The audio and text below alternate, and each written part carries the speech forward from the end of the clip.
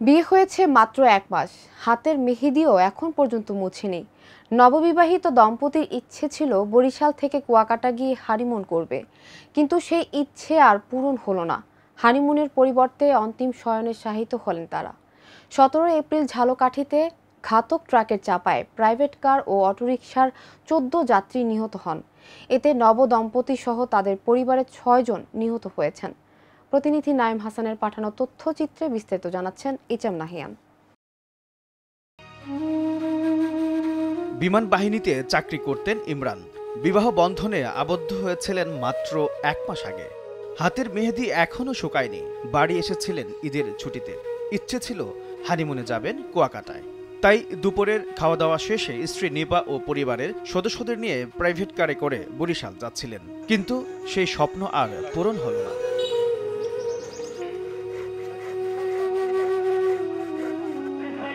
১৭ April দুপুর ২টার দিকে ঝালকাঠি পৌর এলাকার পশ্চিম পাশে পঞ্চম চীন বাংলাদেশ মৈত্রী গাবখান সেতুর টোল প্লাজার কাছে নিয়ন্ত্রণ হারিয়ে সিমেন্ট বোঝাই একটি ট্রাক ধাক্কা দিলে প্রাইভেট কারটি দুমড়ে মুচড়ে যায়।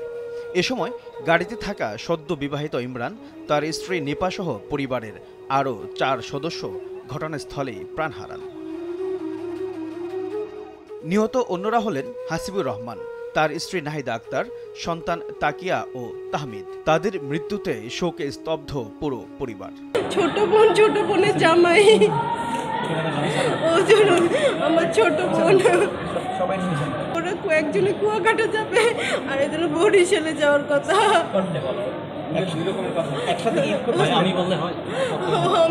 আমার সেন্স ঠিক নেই, আমি কি বলতে আমি নিজেও জানি না। বুধবার সিমেন্ট বোঝাই ট্রাক নিয়ন্ত্রণ হারিয়ে প্রাইভেট কার ও ৩টি অটোরিকশা নিয়ে খাদে পড়ে যায়। এই ঘটনায় নারী শিশুসহ ১৪ জন নিহত হয়েছেন।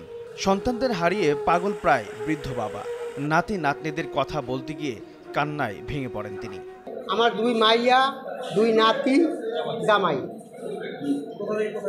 এই ওরা বাড়ি থেকে বরিশাল যাওয়ার জন্য বাসা ঠিক করার জন্য। আমি তো রাতে দিনে আমার খুব আদরের নাতি, আমার সাথে খাইতো, আমার সাথে খাইতো, আমাদের রাতে ঘুমাইতো, 12টার সময় নিতে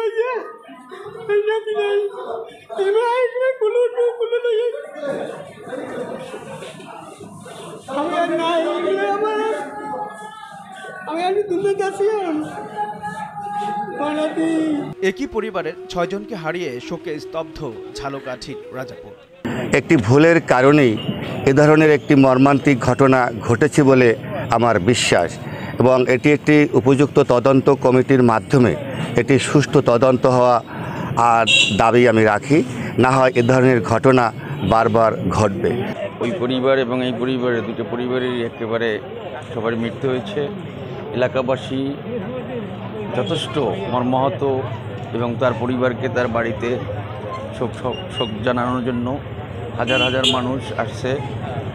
প্রিন্স খুব ভালো ছেলে ছিল, প্রিন্স খুবই ভালো ছেলে ছিল।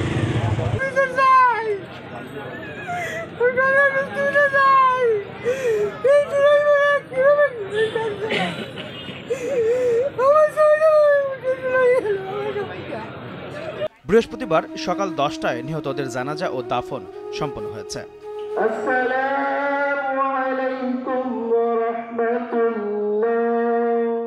ইচাম নাহিয়ান, ভোরের কাগজ।